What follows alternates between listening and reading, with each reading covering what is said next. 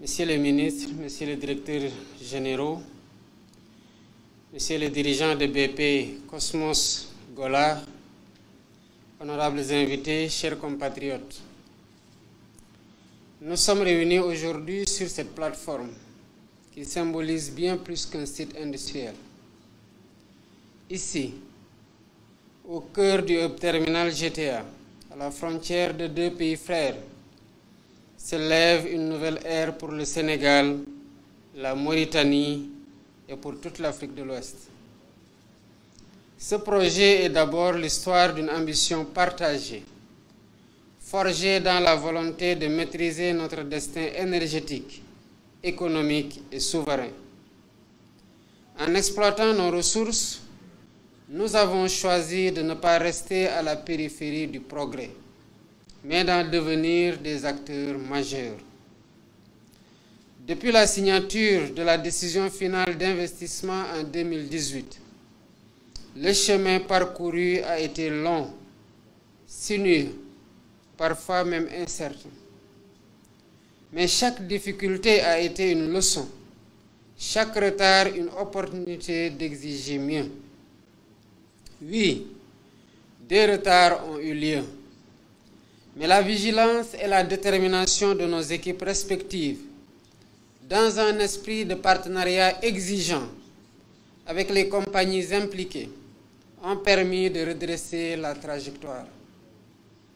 À toutes ces générations de Sénégalais et de Mauritaniens qui ont rendu ce jour possible, j'exprime mes vives félicitations et la reconnaissance patriotique de toute la nation sénégalaise.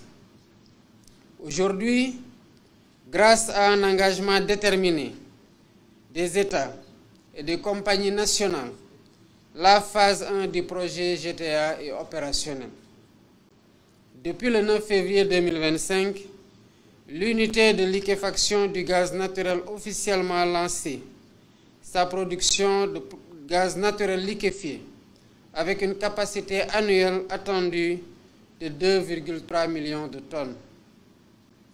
Ce projet est aussi l'illustration d'une coopération bilatérale lucide et ambitieuse entre le Sénégal et la Mauritanie. Nous avons choisi ensemble le chemin de la transparence, de la gestion concertée et de l'équité. Le développement conjoint d'un champ transfrontalier de cette envergure est inédit dans notre région et peut-être même dans le monde.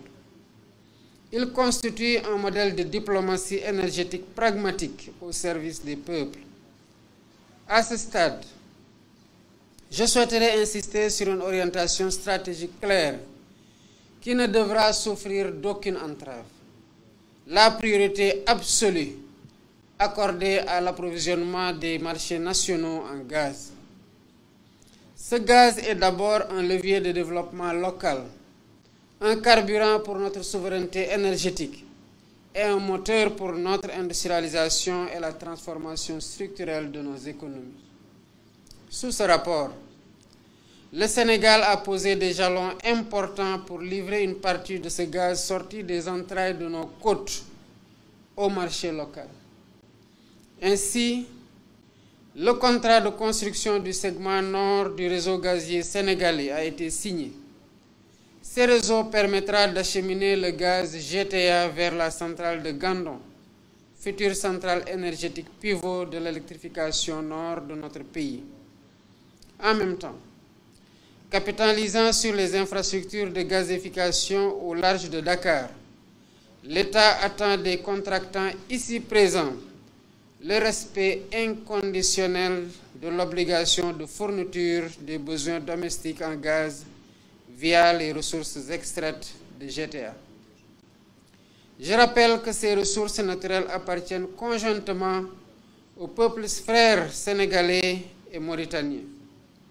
Dès lors, il est évident qu'une partie de la production de gaz naturel liquéfié de la phase 1 de GTA, de l'ordre de 20 à 25%, sera destinée à approvisionner le marché domestique, à soutenir une baisse structurelle progressive, maîtrisée et durable des prix de l'énergie dans notre pays. Monsieur le directeur général de BP, Demain, les phases futures de ce projet, j'ai cité d'abord la phase 1+, ensuite la phase 2. Donc les phases futures de ce projet, c'est un impact encore plus grand qui est attendu. Il est ici question d'œuvrer pour la réalisation d'un effet de ruissellement inédit qui soutiendra la transformation industrielle nécessaire à la création massive d'emplois, la révolution dans l'agriculture, socle de l'atteinte de la souveraineté alimentaire, le développement des systèmes sanitaires et scolaires robustes, etc. Aussi voudrais-je saluer ici l'esprit d'ouverture de notre partenaire BP, qui a marqué son accord pour travailler étroitement avec les deux États et les compagnies nationales afin de concrétiser dans les plus brefs délais cette priorité nationale. Nous serons attentifs et veillerons à la réalité de cette orientation stratégique, car il ne fait aucun doute que ce gaz n'a de valeur pour notre peuple que s'il produit de la lumière, de la croissance, de la dignité.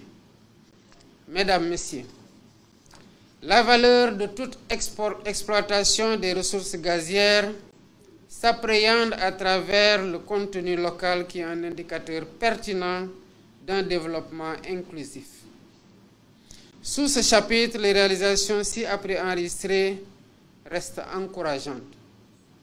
Le projet GTA a permis la création d'environ 3000 emplois directs et indirects entre la phase de construction et la phase de production. Plus de 250 jeunes Sénégalais et autant de Mauritaniens ont été formés dans des métiers techniques liés au gaz offshore. En vue d'augmenter les retombées du projet à ce niveau, un acte additionnel sur le contenu local a été signé en janvier 2025, en marge de la visite du Premier ministre Ousmane Sonko à Nouakchott. Par cet acte conjoint, il est attendu comme résultat immédiat la prééminence des entreprises sénégalaises et mauritaniennes dans l'attribution des marchés et à la centralité de la main-d'œuvre locale au cœur des chaînes de valeur, notamment dans le cadre du transfert de compétences et de technologies. Mesdames, Messieurs, nous nous retrouvons aujourd'hui sur ces installations en pleine mer, un espace partagé avec les pêcheurs, les communautés côtières ainsi que les forces de défense et de sécurité. Tenant compte de cette réalité plurielle, il a été mis en place un dispositif inédit afin d'assurer une sécurisation conjointe des plateformes à travers une coopération entre les marines nationales sénégalaises et mauritaniennes. De plus, un cadre de concertation a été mis sur pied pour maintenir le dialogue permanent avec les communautés locales et garantir ainsi une exploitation apaisée des ressources gazières. Monsieur le Président de la République sœur de Mauritanie, Messieurs les ministres, Messieurs les dirigeants de BP, Cosmos et Golar, Mesdames, Messieurs, ce que nous vivons aujourd'hui avec GTA n'est qu'un début. Le potentiel gazier au Sénégal est immense.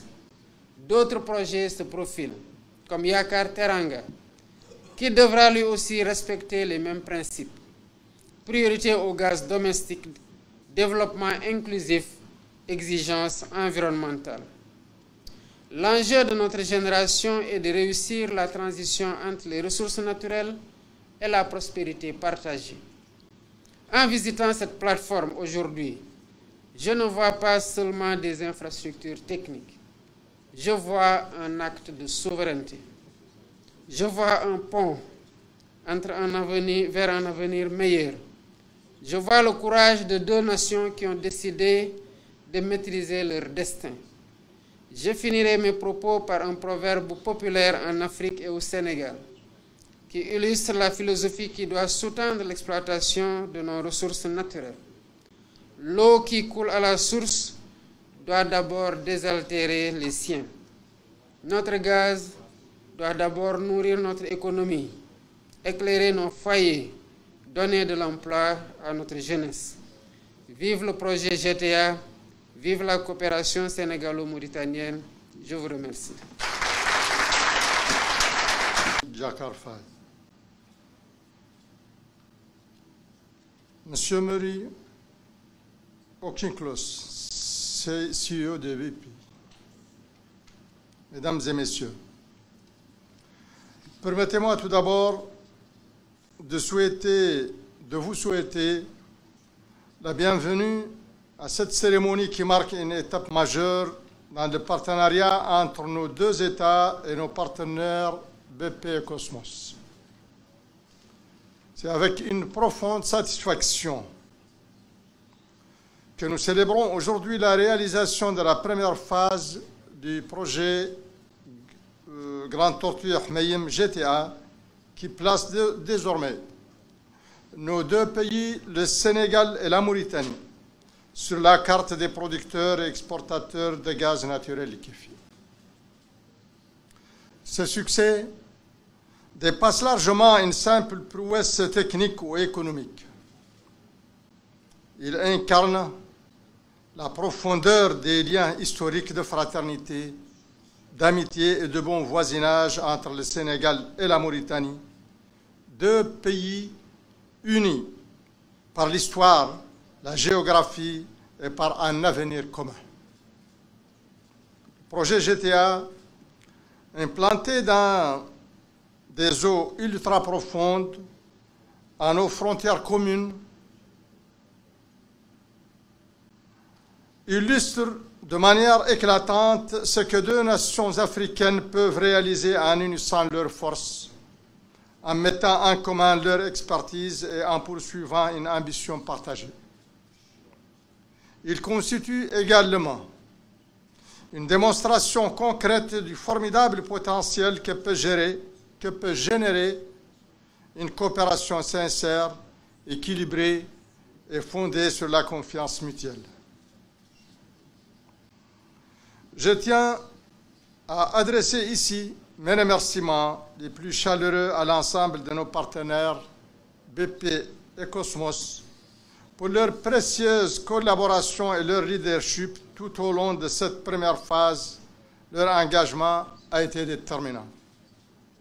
Je voudrais également saluer le travail remarquable accompli par les équipes de nos deux pays, qu'il s'agisse des ministères, des sociétés nationales ou plus largement des unités mixtes qui ont su faire preuve de rigueur, de persévérance et d'esprit de coopération exemplaire. Grâce à eux, cette vision est aujourd'hui une réalité. Je me réjouis tout particulièrement de constater que l'installation est non seulement opérationnelle, mais également dotée de jeunes compétences sénégalaises et mauritaniennes. Cela démontre l'importance que nous accordons au contenu local et au développement de nos ressources humaines. Cette première phase constitue la pierre angulaire d'une profonde transformation énergétique à laquelle le Sénégal et la Mauritanie aspirent ensemble. Elle ouvre la voie à l'accélération de la monétisation de nos ressources naturelles et à l'utilisation du gaz dans nos économies pour répondre aux besoins énergétiques des populations et de nos industries. En conclusion, je souhaite que cette collaboration exemplaire entre la Mauritanie et le Sénégal continue de rayonner et inspire d'autres initiatives au service de nos peuples et de notre continent. Je vous remercie.